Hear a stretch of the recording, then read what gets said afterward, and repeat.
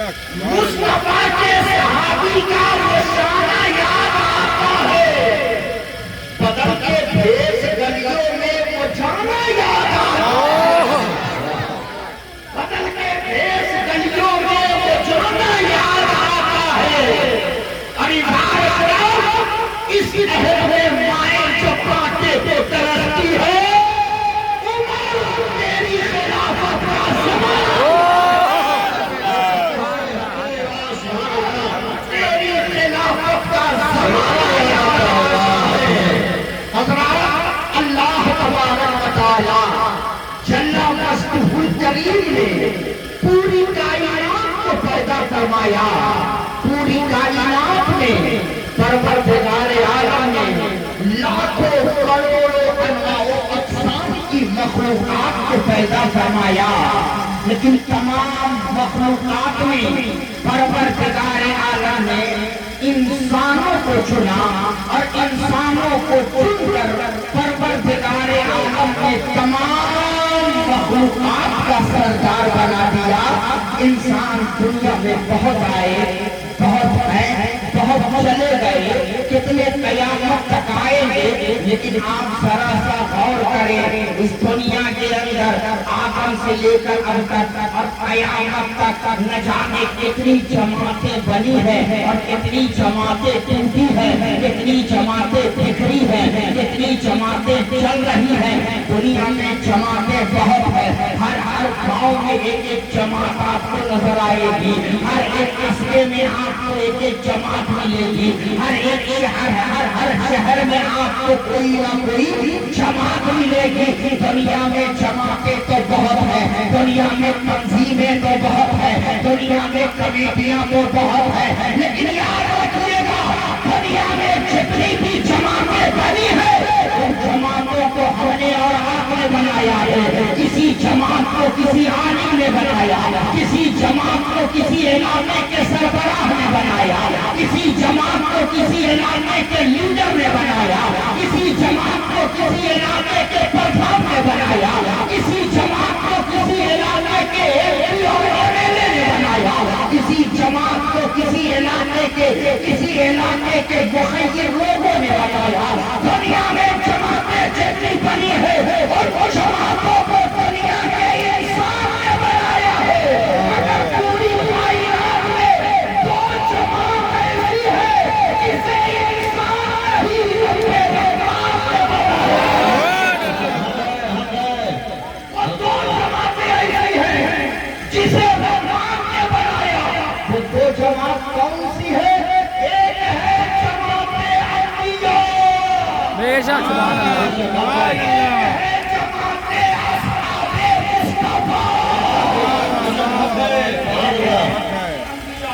اور ایک ہے جماعت اصحاب مصطفیٰ۔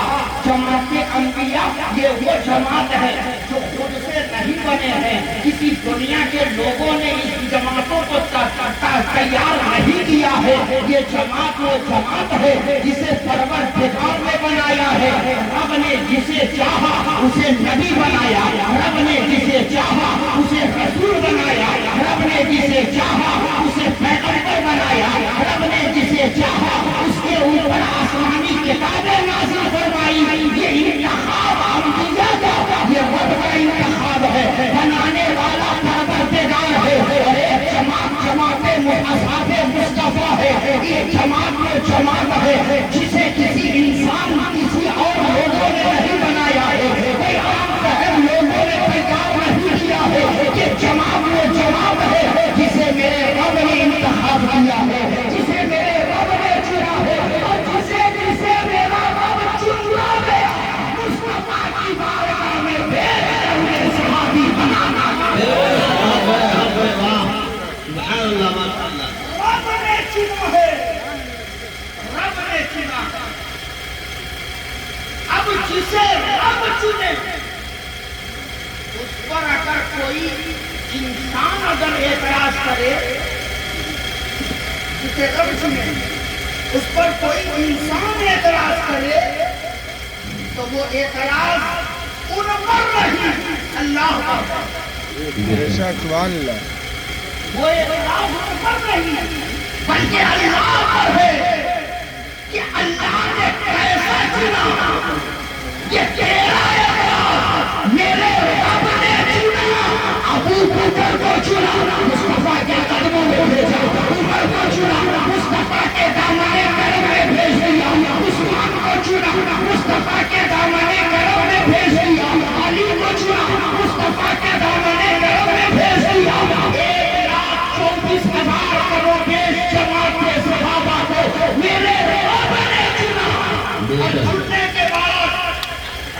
نے دونوں کو ایک ایک انعام عطا فرمایا. سبحان اللہ. اب جماعت انبیاء کو ایک انعام دیا اور جماعت اصحاب مصطفیٰ کو رب نے انعام دیا. انعام کیا دیا؟ ایک کو رب نے کہا کہ یہ معصوم ہے. انبیاء کیا ہیں؟ معصوم ہے. بلند آواز سے بولو، انبیاء کیا ہیں؟ معصوم ہے. اور یہ جسے چاہے اسے کہتے معصوم ہے. اور ہمارا عقیدہ ہے کہ انبیاء معصوم ہیں. انبیاء کے علاوہ، فرشتوں کے علاوہ کوئی معصوم نہیں. بے شک ہم تو صحیح ہے. معصوم وہ جو گناہ کر ہی نہیں سکتا. معصوم وہ جو گناہ کے قریب جا ہی نہیں سکتا. معصوم وہ جس سے کوئی گناہ ہو ہی نہیں سکتا. رب نے کہا یہ معصوم ہے. صحابہ کو رب نے کہا، انہیں رب نے انعام دیا تو پروردگار نے کہا یہ معصوم نہیں، یہ محفوظ ہے.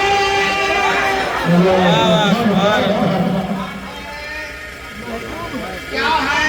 محفوظ ہے. کیا مطلب؟ گناہ کر سکتے ہیں، گناہ کی صلاحیت ہے، گناہ کرنے کی طاقت ہے، گناہوں کے قریب جا سکتے ہیں. لیکن اللہ کا ایسا کرم ہو گیا ہے کہ پروردگار کے کرم کے سہارے یہ صحابہ بھی گناہوں سے محفوظ ہو گئے. صحابہ بھی گناہوں سے محفوظ ہو گئے ہیں. یہ محفوظ ہے، معصوم نہیں. معصوم نہیں ہے، محفوظ ہے. کیا مطلب؟ بچہ اگر تنہا ہو، اکیلا ہو، چھوٹا ہو، اگر بچہ تنہا ہے تو بدماشی کر سکتا ہے، اکیلا ہے تو شرارت کر سکتا ہے، اکیلا ہے تو کسی کے دروازے پہ پتھر مار سکتا ہے، اکیلا ہے تو کسی کے گھر کے دروازے کی لائٹ کو آن کر کے بھاگ سکتا ہے. اگر اکیلا ہے تو کسی سے بدتمیزی کر سکتا ہے. اگر اکیلا ہے تو کسی کو اپنی زبان سے برا بھلا کر سکتا ہے. لیکن اگر باپ اس بچے کے ہاتھ کو پکڑ لے اور پکڑ کر کے کہے اب میں تجھے تنہا نہیں چھوڑوں گا، میں جہاں جاؤں گا وہاں تو بھی جائے گا، میں اب جہاں بیٹھوں گا وہاں تو بھی بیٹھے گا، میں جہاں لیٹوں گا وہاں تو بھی لیٹے گا، اب تو میرے سے الگ نہیں رہے گا، میں جہاں رہوں گا وہاں تو میرے ساتھ رہے گا. اب بتاؤ، جب باپ نے بچے کے ہاتھ کو پکڑ لیا، جب باپ نے بچے کو اپنے ساتھ لے لیا، تو اب اگر بچہ شرارت کرنا چاہے بھی تو کیا کر سکتا ہے؟ بدماشی کرنا چاہے بھی تو کیا کر سکتا ہے؟ بچہ اگر کسی کے دروازے پہ پتھر مارنا چاہے بھی تو کیا مار سکتا ہے؟ نہیں مار سکتا. اس لیے کہ باپ نے اسے اپنے گرفت میں لے لیا ہے، باپ نے اسے اپنے قبضے میں لے لیا ہے، باپ نے اسے اپنے دامن میں لے لیا ہے. اب